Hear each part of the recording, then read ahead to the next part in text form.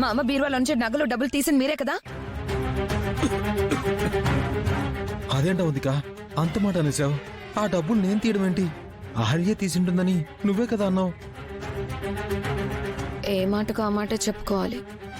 ఆహల్య అయితే ఇలాంటి పని చేయదు.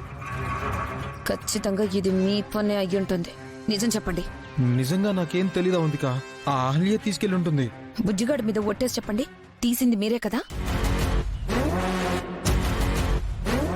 గౌతమ్ గారు చెప్పింది నిజమే అయితే అహల్య దొంగ కాదు. తన బంగారు గాజులు కొట్టేస్తేనే అదొక్క మాట కూడా అనలేదు. అలాంటిది ఇంట్లో ఉన్న డబ్బు నగలు కొట్టేసిందంటే నేనెలా నమ్ముతాను? మరి అందరి ముందు అహల్య ఎత్తుకెళ్ళిందని నువ్వు మీ నాయనమ్మకి వత్తాసు పలికావు కదా. అహల్య మీద మనకి పీకల దాకా కోపం ఉంది కదా. అమ్మా నాన్నలకి అహల్య మీదే డౌట్ వచ్చేలాగా చేద్దామని నేను నానమ్మ మాటల్ని సపోర్ట్ చేశాను. ఇప్పటికైనా నిజం చెప్పండి, అవి మీరే కదా తీశారు? అవును, నేనే తీశాను. ఎందుకలా కకృతి పడ్డారు? మరి ఏం చేయమంటావు? అల్లుడుగా ఇంట్లో నాకెలాగూ విలువలేదు. పుట్టింట్లో ఉంటున్నావని నీకు గౌరవం లేదు. డబ్బులు ఇవ్వట్లేదు. ఏదైనా వ్యాపారం చేద్దామంటే పెట్టుబడి కూడా డబ్బులు లేవు.